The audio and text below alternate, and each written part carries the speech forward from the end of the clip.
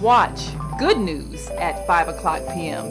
every Monday and 12 o'clock noon every Tuesday. Meet people who are making a positive difference in the world. Tune in and watch The Media Connection. Be inspired by groundbreaking entertainers and government leaders. Join hosts John Alexander and Naima Latif as they bring you the trailblazers, newsmakers, movers, and shakers who are shaping the world we live in. Be uplifted by news from community activists, elected officials, and media personalities who are working for progressive social change.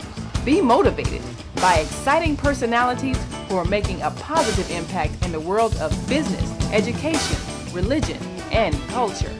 Watch The Media Connection every Monday at 5 p.m. and Tuesdays at 12 noon on CAN TV Channel 19 in Chicago. Ultimately, it's about the children who are not our future. Our children are our right now.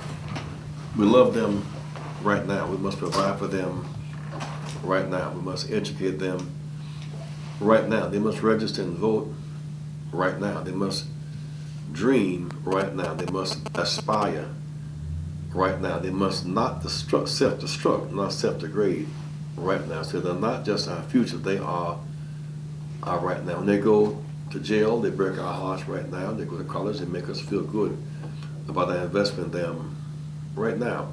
We have today in the studio here at WVON 1690 a group of students and Dr. Bonita Carr has been directing our Push Excel program for some years now. Yes, I had an article in the Chicago Defender last Wednesday, and it specifically spoke about what about the children. And the purpose of that particular article was to highlight what is happening currently in Chicago Public Schools. For the past 6 months, Chicago Public Schools has been absent without a chief education officer. Right now, Mayor Daley just appointed another non-educator as the CEO, and I highlighted why a chief education officer is significant. 40% of Chicago's elementary students fall below state standards, state for the Illinois Standards Achievement Test, while 69% of our students are below the state standards for the Prairie State Achievement Examination. Even more disturbing, these students are falling drastically behind on the National Assessment of Educational Progress.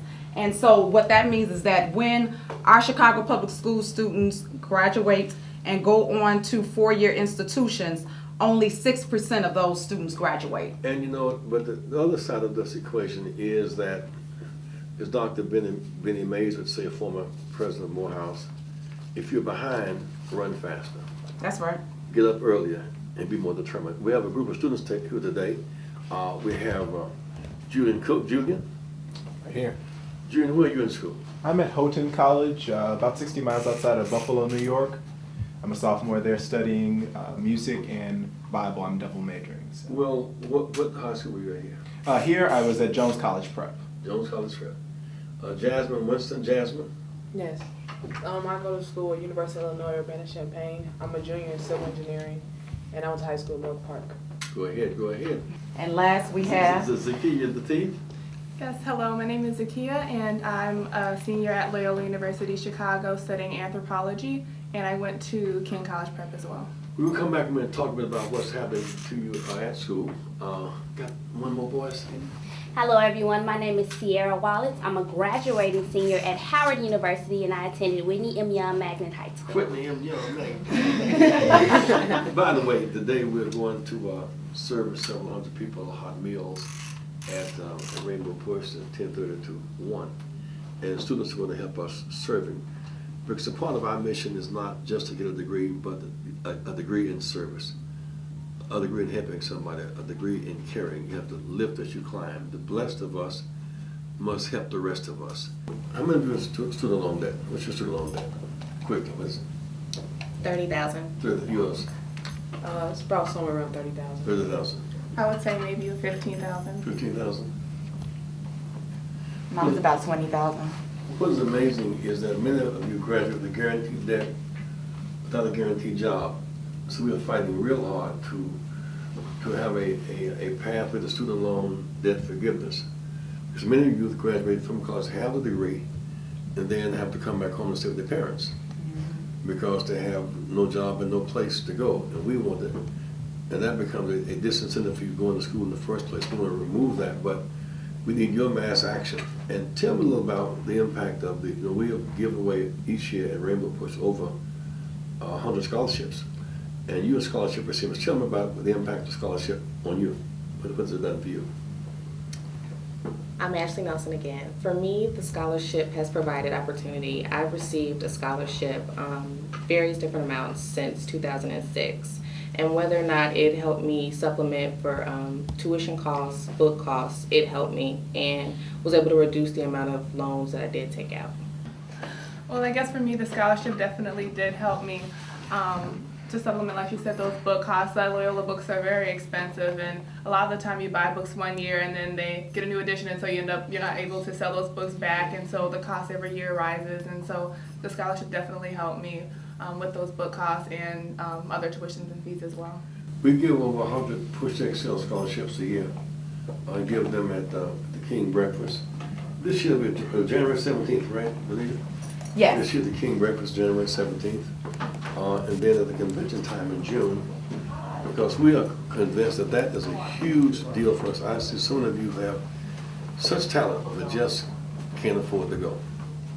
And so kind of give me a sense of what's happening on your campus. Howard University is one of the institutions where the students really do take action in regards of what's going on. Like if it's something we don't agree with, something we disagree with, like our Howard University Student Association, our Undergraduate Student Assembly, various organizations on campus, especially the ladies of Alpha Chapter, Delta Sigma Theta Sorority Incorporated, we make sure that as students we have a voice.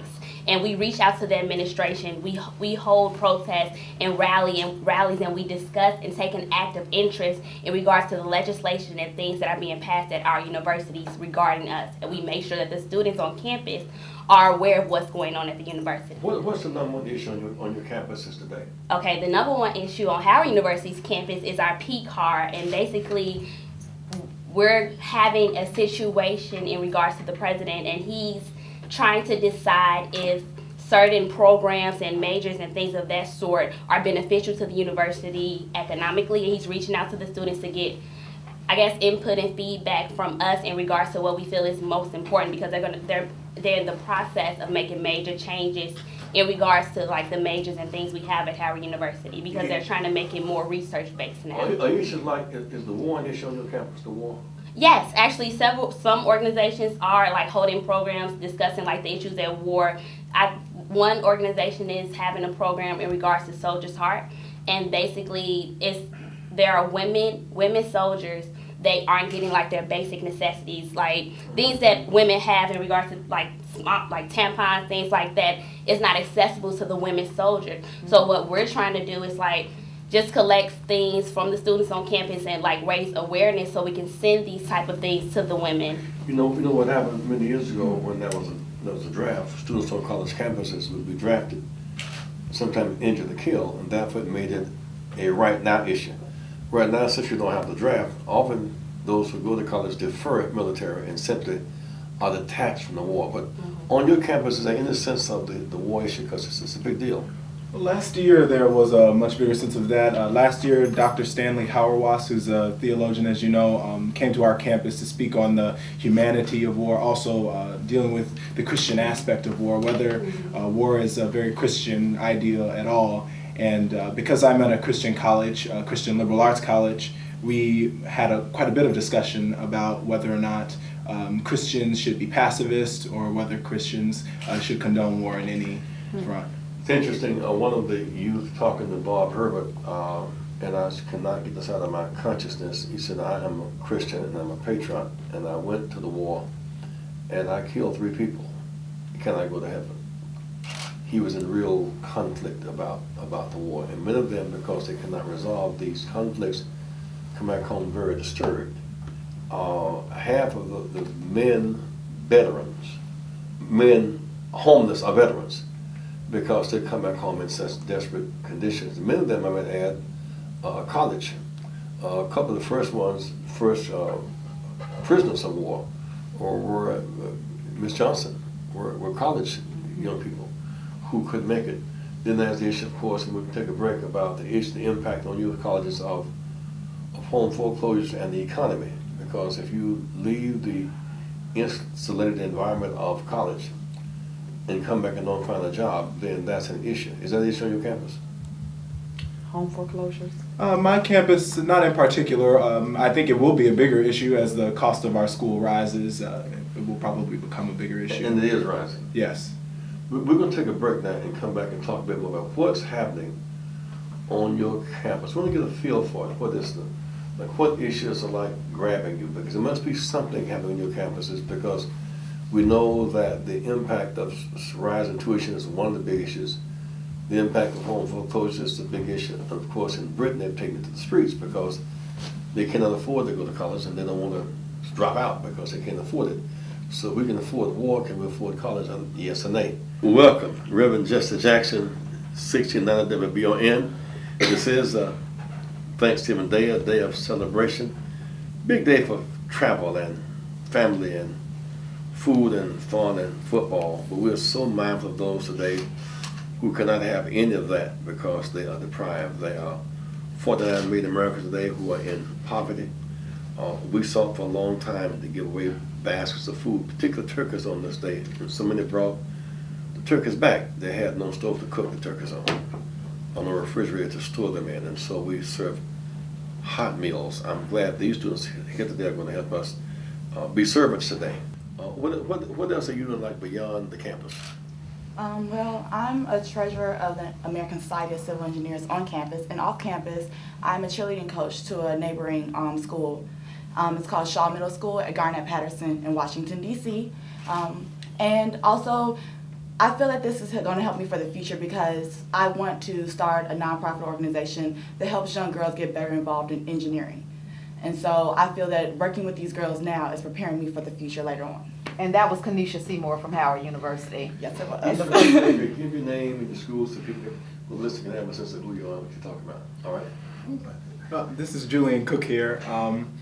Let's see. Outside of school, I serve as the youth minister here in Chicago at the True Believers Baptist Church. Not too far from here, actually. I'm also a member of the National Foundation for the Advancement of the Arts. I'm one of their young artists. And while at school, I was serving on the opera board, singing opera last year, and this year I'm going to be doing that again. So it's a great privilege. So we'll hear you on the broadcast side singing something. Yes. I'll look forward to it. Well, the point is, when young America come alive, things happen. When Rosa Parks and then Dr. King responded, he was a 26-year-old grad student, and that they took up that burden. And in some sense, those who led the drive for civil rights, whether it was John Lewis and others leading the march across the bridge in Selma in 1965, those who led the anti-war movement, and those who led the drive to desegregate schools, were all young people coming alive. And so your activism matters to us. What's happening on your campus? Hi, this is Zakiyya from Loyola University, and on campus I'm part of the Loyola Refugee Outreach, and as part of that program we work with the refugees in the surrounding area of my university because there's a very high refugee population from Iraq, East Africa, and Nepal, majority Nepalese refugees who have just arrived in the country and are here because of the political situation in their country. It's very unstable, and so I've been working particularly very personally with one refugee family this past semester, and it's been really rewarding being able to hear their stories. Is Haiti an issue on your campuses?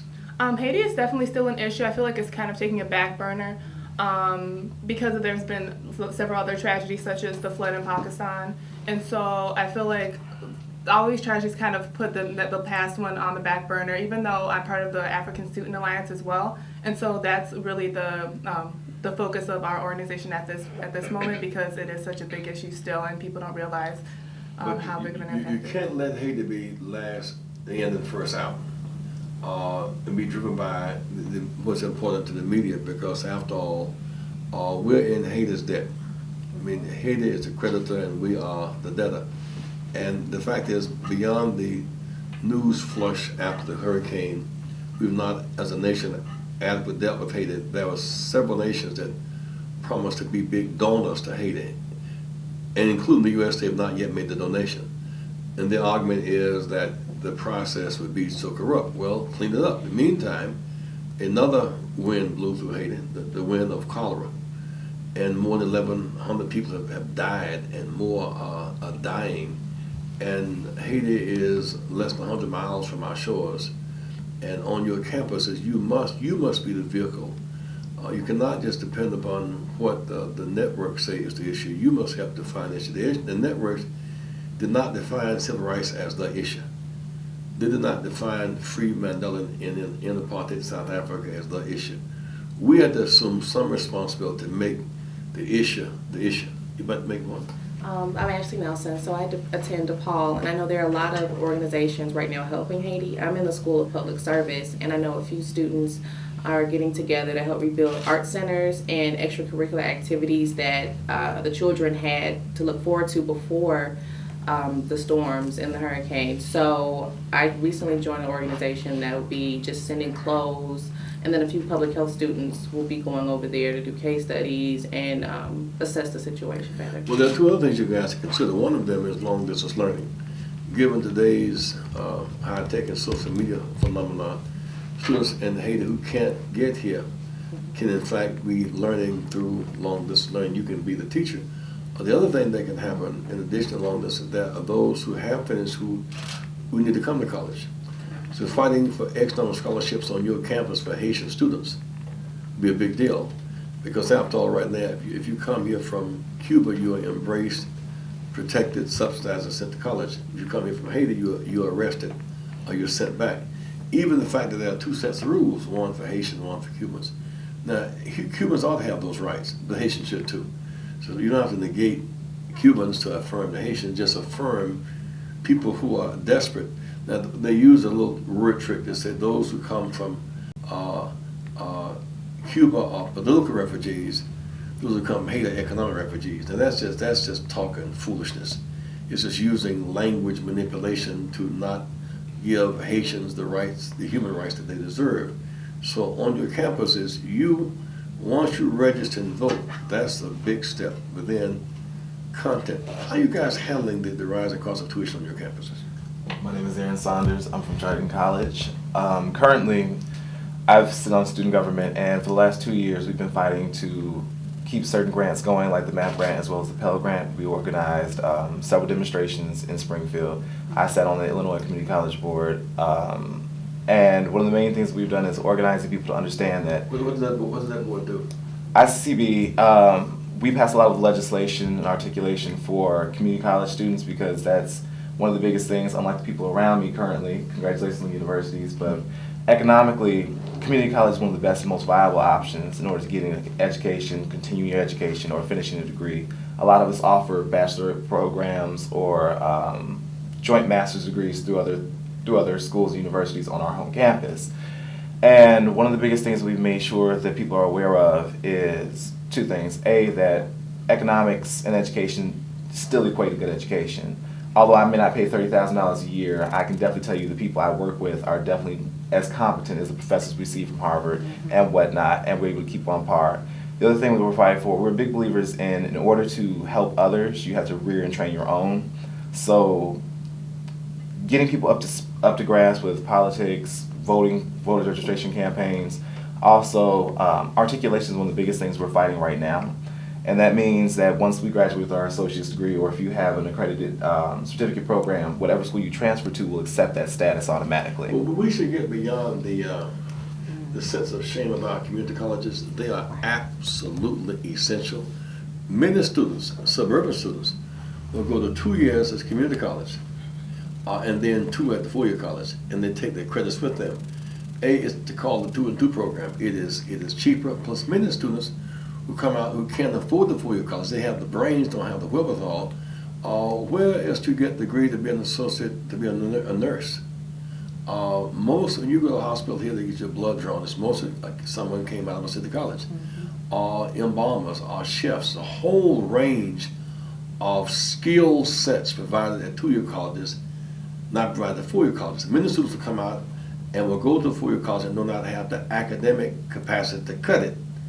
They get to fall back someplace. They're falling back often. It's a 2-year school to get their basics kind of toned down in in language, in math, as the case may be. But what I am most impressed about the community colleges is that you can pick up a skill set. They come out of college with a 4-year degree and then have a capacity to do nothing.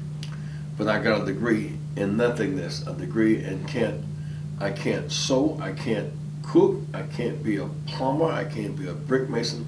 I have a degree, but I'm dysfunctional.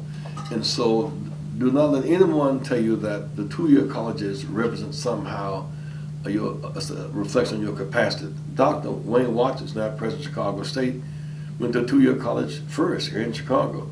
Later on, he went to Northwestern, got his PhD. He's now president of Chicago State. I mean, so many students came the route of the 2-year college, and many of our youth do not take advantage of those to the colleges. And Bonita, they have big meaning to us, and they are affordable. They're very affordable. In fact, most community colleges across the nation, the average cost is between $2,000 to $10,000. So, you know, parents, if you're looking for a viable way to save some money, I would definitely encourage you to have your child to go to a community college the first 2 years and then transfer over to a 4-year public Most institution. of your chefs downtown got this skill from community college. Chefs, nurses, associates, and then now the range of academic courses, including foreign language and liberal arts and all that. And as we talk about now building an airport, rebuilding Chicago, those who have the skill set to become plumbers and brick masons and glaziers and engineers, those of you in civil engineering, somebody has to lay the brick, right? Yes. And someone has to make the steel and lay the rail. And so we've kind of been programming to look down on 2-year schools, which is a terrible mistake. You just shouldn't do it because there's so much value in these schools. And I really want to thank you for being here. Reverend Justice Jackson, it's been a glorious morning here at WVON today at 1690. First time I was talking about jobs and job creation and registration now, closing out with students who are here from around the campus who have pushed XCL Solace from around the country. And a little closing thought, your school? I attend DePaul University, Master's of Public Administration student, ASHLI Nelson. I'm just really thankful to be the first in my family to not only receive a bachelor's degree, but go on to receive a master's degree. And I'm thankful to be blessed to have 2 jobs where I know so many people can't even have one, so.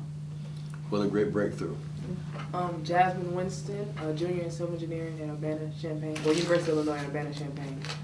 Expected to be graduating in hopefully May 2012. And just thankful to have my family and thankful to have this education, especially going to a number 1 ranked school for civil engineering. It's a great opportunity, definitely as an African American woman. So yeah, just going strong. This is Zakiyya Latif. I am a graduating senior at Loyola University, and I'm going on to apply to naturopathy school as well as several nutrition programs as well as Peace Corps. And just being able to be one of the few minority students at Loyola, such a small population, and being able to being given this opportunity because of the Bush Scholarship has really made me appreciative of the opportunities I've been given. Music man. Julian Cook, double majoring in music and Bible. Following college, I'm looking forward to going to seminary. I haven't quite decided which seminary I want to go to yet.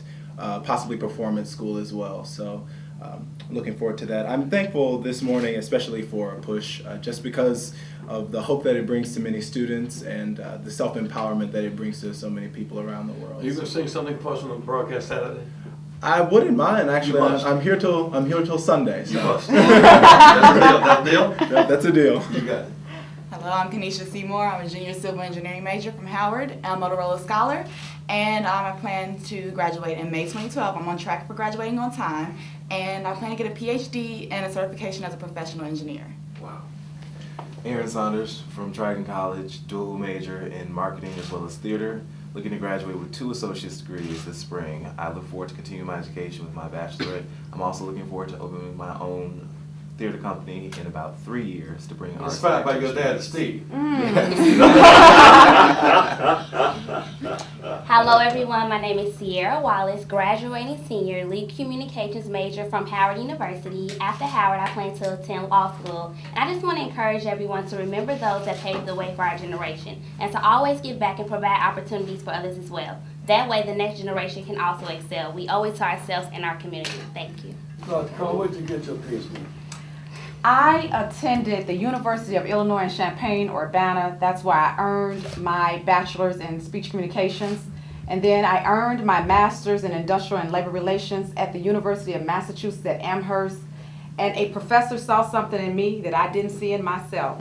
And he told me that I should pursue my doctorate in education. And so I earned my doctorate at the University of Massachusetts at Amherst. And now I'm at Push. And I am grateful to Reverend Jackson for the opportunity to work with young people, to encourage and inspire young people across the nation. Over the past 6 years, we have awarded over $3 million to deserving students across this nation. And so I'm thankful that we're able to touch the lives of a Sierra who comes from the projects and now is going to law school. That's what I'm grateful for. Well, our chair, Greg Mathis, we met Greg Mathis in jail. He was not there visiting, he was there as a resident. He had gone astray, got caught up in the streets of Detroit. And he heard our appeal to not stay in but work your way out. He got out, never got his degree, high school, only got his GED, Greg Mathis. And then he got his BS degree, he married a sophomore in college, and got ready to go to law school. He passed the exams. He couldn't go to law school because he couldn't practice. He had been a felon. We won the case that he might be free to become a judge. So now his journey is from jail to judgeship, because somewhere along the way he got touched, heard the voice, felt the touch, and made something happen. And so one of the great stories of Christmas is not about Santa Claus, is that though you may be born in the slum as Jesus was, it doesn't mean the slum is born in you. You can go from the depths of the slum to the high heights of being King of Kings. And that is within us, that possibility to be servants of the people. And that is our reason for going to school, that we might learn and teach, that we might share and grow. And today we must work together to break the cycle of pain that so many of us suffer today. That's why we're serving food today. And I'm glad you care enough to use some of your day to serve some people some food and to meet them and touch them. But for the grace of God, go I. The thing that's so striking now, you may see people that are dressed today just as you're dressed. They've not been home this long. They had a job last year. They owned a home 6 months ago. And now they are painfully trapped in unemployment cycles. And so you could go there too. But we intend to build a safety net so it won't happen. But we need your help. And so I want you to register to vote. I want you to use these moments not to self-destruct, not to self-degrade, to develop a fervent love for your God and for your fellow man, and make your parents proud of you. I want to thank you for coming today and for receiving the scholarships and for making us feel proud, because when you do well, you make all of us feel better about ourselves. So through it all, we fall down sometime, we get up again. Nothing is too hard for God. Keep up alive. Love you guys. See you at Push at 10:30 today. 10:30? Yes. 10:30? God bless you. Love you, WVON.